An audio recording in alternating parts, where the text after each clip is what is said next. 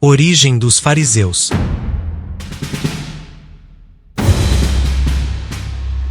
Por volta do ano 162 a.C., em meio à revolta dos Macabeus, surgiu um grupo de judeus devotos, denominados de Hassidins, ou seja, os piedosos. Esse grupo de judeus, inflamados pelo patriotismo e pelo amor a Jeová, lutaram contra os seleucidas bravamente. Sem medo da morte, sem trégua, lutaram por seus costumes, por sua identidade como povo escolhido de Adonai. É desse grupo de judeus devotos, do meio desses heróis da fé, que nasceram os perushim, ou fariseus como são conhecidos no Ocidente. A palavra fariseu, ou perushim na língua original, significa os santos, os consagrados, separados, a verdadeira comunidade de Israel. Esse era o sentimento desse grupo religioso. Por quê? Para entendermos o porquê, precisaremos relembrar o Estado de Israel naquele período. O helenismo havia invadido a comunidade israelita com força. Filosofias, culturas, política e cultos pagãos haviam encantado o coração da sociedade. Ainda mais depois da obrigação imposta por Epifânio, em que os judeus deveriam sacrificar aos ídolos em fidelidade ao império, o judaísmo estava sendo quase proibido de ser praticado. Depois da revolta dos Macabeus, por mais que Israel tivesse ganhado o direito de adorar seu Deus, todavia a sociedade já estava corrompida, a idolatria estabelecida e os costumes judaicos obsoletos. Em meio a tudo isso, surgem os essênios, fariseus e saduceus. Cada um dos grupos praticando seu próprio judaísmo, sendo fiéis a Elohim e à sua lei, segundo o entendimento de cada um.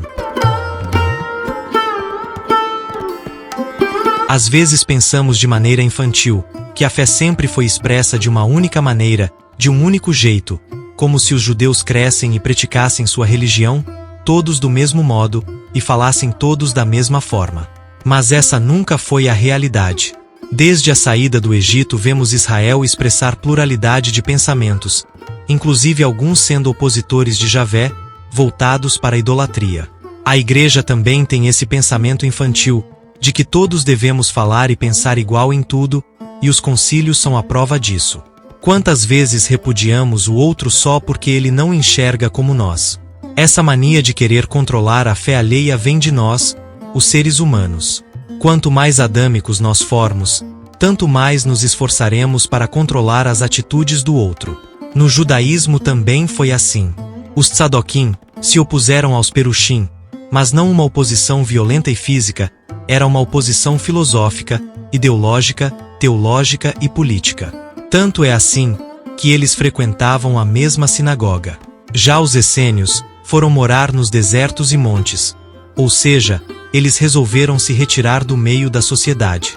Para eles, a única cura para o mundo era a vinda do Messias, fora isso, tudo não passaria de um paliativo social. Completamente desacreditados na política, ocuparam o Monte Carmelo e o deserto do Mar Morto, a região de Qumran. O judaísmo essênico era místico, messiânico e apocalíptico, focado na adoração a Adonai, porém menos estrutural que as outras facções. Enquanto os tzadokim e os perushim focavam nas sinagogas, nas reuniões no templo de Jerusalém, os essênios focavam em adorar Jeová na natureza, exatamente como os patriarcas.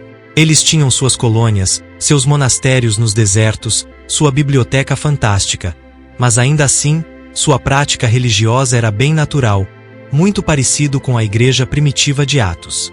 Diferente dos perushim e dos tzadokim, ou fariseus e saduceus como ficaram conhecidos no Ocidente, eles, os essênios, gostavam de escrever pseudo-epígrafos. Provavelmente são os autores do livro de Enoque, Razon Gabriel, Testamento dos Patriarcas, dentre outros apócrifos do Velho Testamento. Temos um vídeo aqui no canal contando a história dos essênios com detalhes. Visite nossa biblioteca, com certeza você irá gostar do nosso acervo. Se inscreva na Casa do Messias, para continuar tendo acesso de graça a todo o nosso conteúdo. Obrigado pela curtida, seja bem-vinda e bem-vindo. A casa é sua.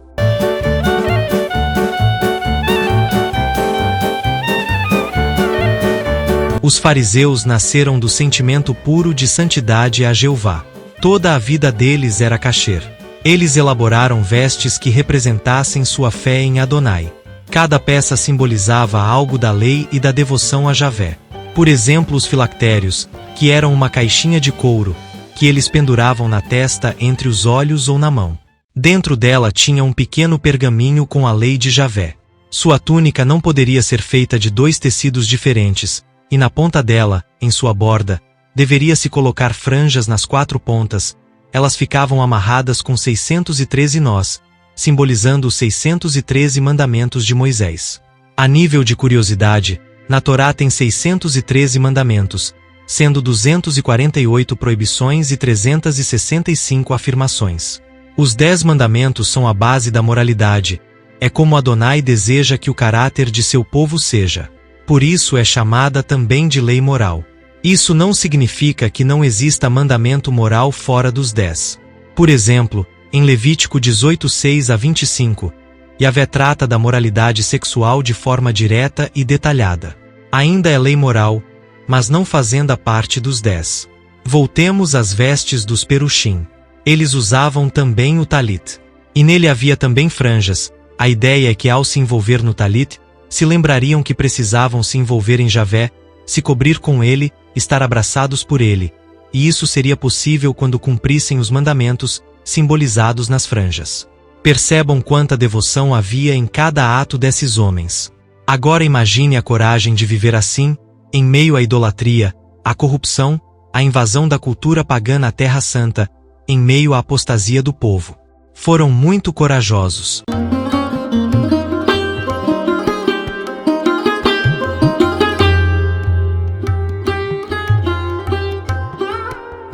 Imagine o tipo de pressão social que não sentiram nesse início. Eles viviam na contramão do mundo. O estilo que adotaram tentava trazer a ideia de que todo israelita deveria ser como um sacerdote diante de Deus. Por quê? Porque os sacerdotes receberam leis de purificação, diferente do povo comum, justamente para poder entrar na presença de Elohim e permanecer lá. Os rabinos, na busca de mais comunhão com o Eterno, entenderam que deveriam praticar os ritos sacerdotais para se tornarem mais íntimos de Adonai. Perceba que o desejo inicial dos fariseus era ter mais comunhão com Deus. No final das contas, tudo se resume ao nosso desejo de se aproximar mais do Criador. Sabe aquela igreja nova do bairro? Pode ter nascido do mesmo sentimento de querer fazer o certo, de querer ser mais devoto, de querer ser mais próximo, mais fiel a Elohim. Eu amo estudar a história das coisas, justamente por me tornar mais humilde, mais compreensivo. O desejo dos primeiros rabinos é exatamente o mesmo que o seu que me assiste, e o mesmo que arde em meu coração. Queremos estar mais perto do nosso Pai Celestial, e fazemos de tudo para tentar agradá-lo. Acertamos e erramos, exatamente como eles.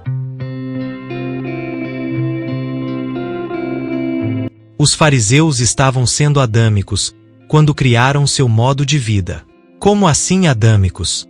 Adão foi além do mandamento de Deus, na tentativa de fazer Eva não pecar. Ele acrescentou palavras ao mandamento de Adonai, na intenção de, pelo medo, fazer Eva ficar longe da árvore proibida. Sua intenção era boa, igual a dos fariseus, igual a minha e a sua. Mas o medo nunca foi uma boa ponte entre nós e o Criador. A lei oral de Adão dizia: Deus disse que não devemos comer do fruto da árvore, que está no meio do jardim, nem devemos sequer tocá-lo. Mas no mandamento original, Deus nunca disse que eles não poderiam tocar na fruta. A ordem era não comer. Deveríamos aprender com Adão, que acrescentar medo aos mandamentos de Jeová não impede ninguém de pecar, nem ele próprio foi impedido de comer a fruta, que ele mesmo disse que nem deveria sequer ser tocada. E os fariseus? Resolveram por conta própria obedecer a mandamentos que não lhes pertencia. Os mandamentos não eram para a população, era para os sacerdotes em execução do seu ministério. Assim como Adão criou uma tradição oral deturpada, inclusive ele é o pai de toda a tradição oral deturpada, por isso os chamo de adâmicos, os fariseus criaram uma tradição oral que iam além das escrituras, pelo mesmo motivo que seu pai Adão. Tinham medo do povo pecar. Essa tradição oral dos fariseus depois deu origem ao famoso Talmud judaico. Preste atenção agora. Eles pregavam em praça pública, usando textos da Torá e sua tradição oral, oravam em público, tudo na intenção de despertar o espírito religioso na população. Todos os sábados estavam reunidos na sinagoga, orando e lendo a Tanar. Isso tudo teve efeito. Muitos judeus se tornaram fariseus, a ponto dessa facção ser responsável pelo maior movimento teológico judaico até os dias atuais. O judaísmo moderno, chamado de tradicional, segue o sistema farisaico com algumas leves modificações. Ou seja, é inquestionável a importância desse partido para a conversão dos israelitas, para o retorno à adoração a Jeová. Por meio deles, dos essênios e dos saduceus, a esperança da vinda do Machia foi reacendida. Sem a ação dos Perushim, a chegada de Yeshua encontraria muito mais resistência, e seria muito mais perigosa do que o que foi.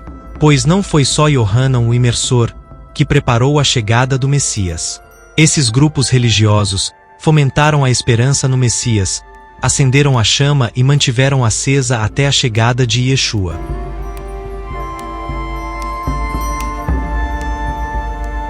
Os Perushim foram a maior facção religiosa de Israel. Já na época de Yeshua, se mostravam uma facção forte e influente na nação. O problema dos fariseus com Yeshua residia no pouco caso que ele fazia da lei oral. Yeshua não obedecia à tradição oral dos fariseus. Eles alegavam que sua lei oral vinha diretamente de Moshe, Moisés como é conhecido no Ocidente. Segundo eles, Moisés havia reunido os anciãos no Sinai e passado mandamentos e interpretações da Torá de forma particular, e isso foi passado de pai para filho até chegar neles, os fariseus, detentores do saber secreto. Veja que a Igreja Romana não foi a primeira a meter o louco com essa história de tradição oral secreta. Esse tipo de afirmação vem da tentativa de validar posturas e crenças que, claramente, não fazem parte do ensino original. Os gnósticos, os fariseus, os nicolaítas e o católico romano, todos têm em comum essa história de ensinamento secreto. Cuidado com esses mestres que dizem que descobriram ensinamentos secretos na Bíblia. Yahoo disse que nunca falou em segredo. Existem detalhes sutis que exigem atenção nas escrituras. Sim, com certeza existem textos profundos. Mas a profundidade nunca contradirá o que Deus já declarou como verdade. Na época de Cristo, os fariseus estavam praticando sua lei oral e deixando de lado a Torá. Eles julgavam quem era de Deus ou não, baseando-se no quão obedientes eles eram a essa tradição. Toda vez que eles acusavam Jesus, estavam se referindo à lei oral, à quebra da lei oral. Para você entender a coisa, basta ver a reação dos crentes pentecostais ao ver um irmão de bermuda. Eles julgam a espiritualidade alheia, não pela palavra de Deus, mas pelo descumprimento dos usos e costumes de sua própria congregação. Quem não está seguindo aquilo, não é crente de verdade, pertence à segunda classe, e olhe lá. Sou da época em que os pentecostais chamavam os batistas de primos na fé, porque jogavam futebol e usavam bermuda. Enfim, nós sempre vamos achar um meio de constranger quem pensa diferente de nós. No caso dos fariseus, o partido já existia há quase 200 anos, e nem todos eles eram sinceros e devotos como a primeira geração de fariseus. A corrupção contaminou a seita. Os líderes aceitavam propina de Roma para ajudar a manter a ordem na Judéia.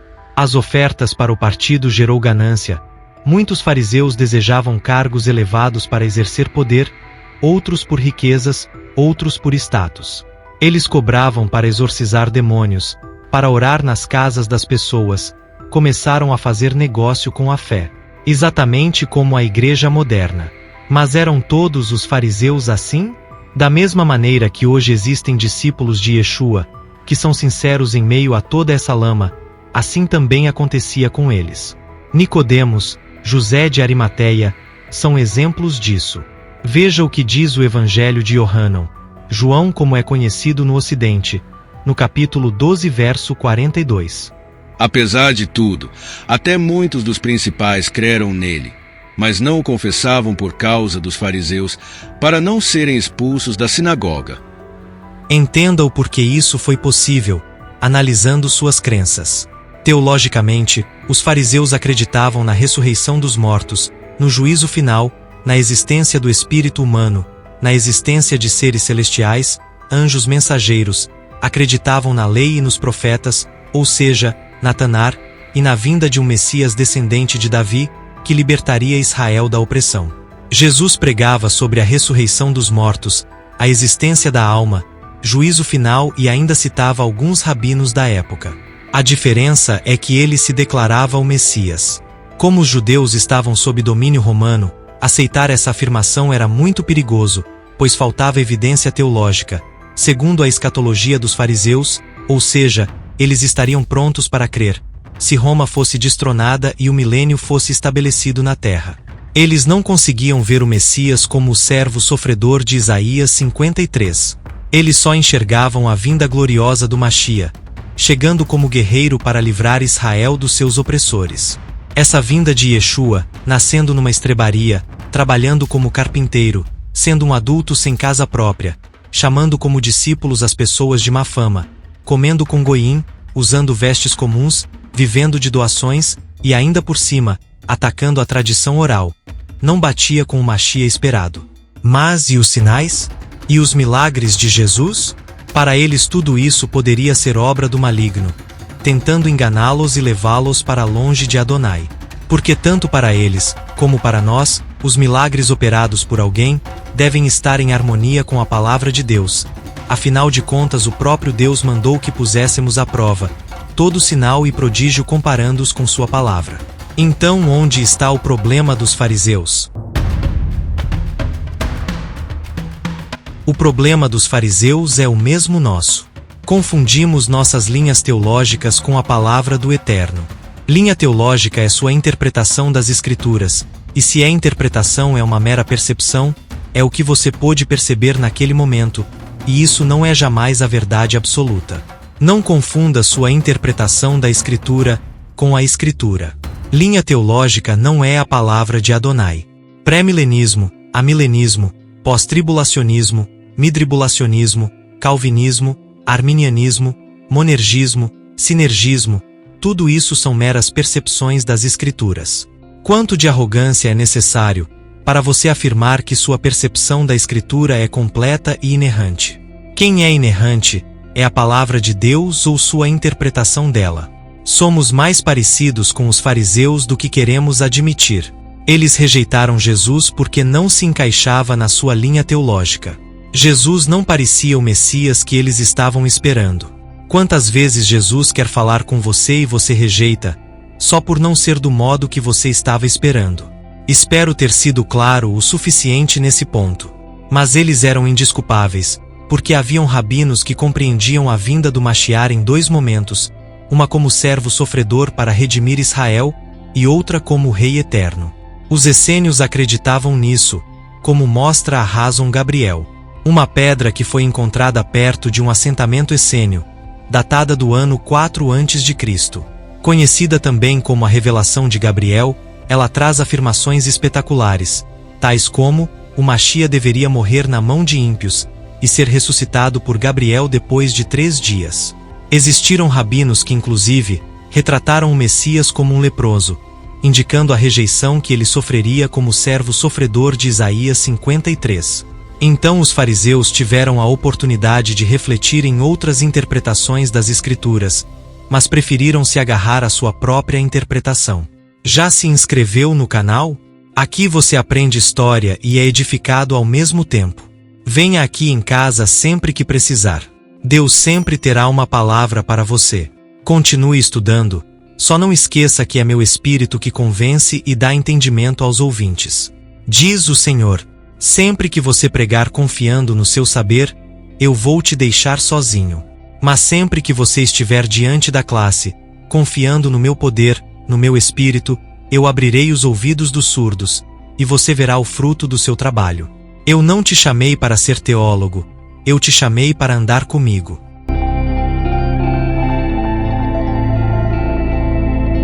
Os fariseus eram extremamente exigentes. Davam o dízimo até do que a lei não pedia. Conta-se que eles, quando iam almoçar, separavam uma pequena porção do prato e removiam simbolicamente como dízimo. Lavavam as mãos e os talheres antes de comer, não só por higiene, mas de forma ritualística. Construíam piscinas tanto nas sinagogas, quanto em suas casas, com o fim de realizarem periodicamente o ritual do batismo, ou seja, cerimônia de purificação. O Talmud conta que existiram mais de 70 estilos de farisaísmo. Nem todo perushim pensava igual, como já mencionado. É muito curioso ver Jesus se identificar, de alguma maneira, a todas as facções israelitas do primeiro século. O rabino Hillel construiu a máxima: não faça aos outros o que não deseja que façam a você, esta é toda a Torá. Falava também que, se alguém busca em te fazer o mal, farás bem em orar por ele. Nenhuma letra da Torá jamais será abolida. Perceberam a proximidade de Yeshua com os ensinamentos rabínicos da época. Mas não é só de Hillel que Yeshua se aproxima. Ele parece citar Shammai também, uma casa rival à de Hillel. Vocês só deverão dar carta de divórcio se vossas mulheres cometerem adultério, disse Shammai. Muito semelhante ao que Cristo falou em Mateus 5,32. Alguns judeus inclusive acusam Jesus de plagiador, pelo fato dele fazer as citações e não atribuir a autoria. Cristo não acreditava a autoria às suas citações, porque ele era Deus encarnado.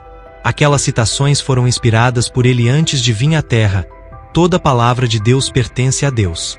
Jesus era o dono daquelas palavras, o autor original delas, por isso as usava como sendo suas. Inclusive esse pode ter sido o espanto dos rabinos no Templo de Jerusalém, quando conversaram com Jesus na infância, em Lucas 2:46-48. O menino Jesus deve ter citado Shammai e Hillel, bem como citações essênias. Um garoto de 12 anos não deveria saber tanto. Vou colocar mais algumas citações rabínicas aqui, para nós entendermos o porquê Yeshua ordenou às pessoas a fazerem o que os fariseus de sua época mandavam, mas não agir como eles agiam. Eles diziam: mais que toda ação religiosa, Deus quer um coração puro. Não julgues teu próximo, até que te encontres no lugar dele. A verdade é o selo de Deus. Toda oração deve ser precedida por um ato de caridade. Imagine se nós praticássemos essas máximas. O mundo seria bem melhor. Irmãos, Jesus não condenou os fariseus de maneira totalitária. Em um vídeo passado, fui acusado de ter generalizado a igreja evangélica, quando disse que estava corrompida.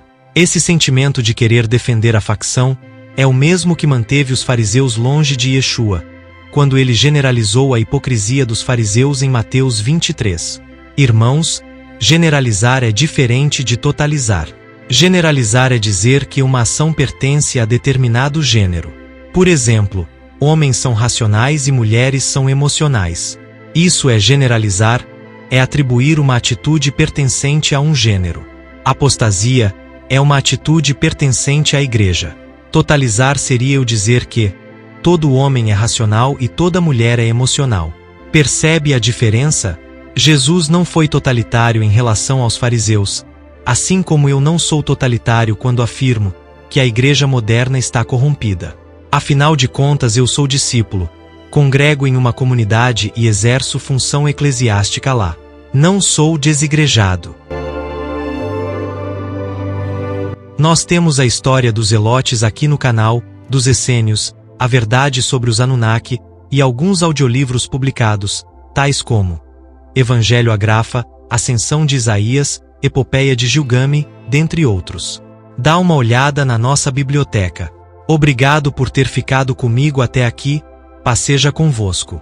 Bons estudos e até o próximo vídeo.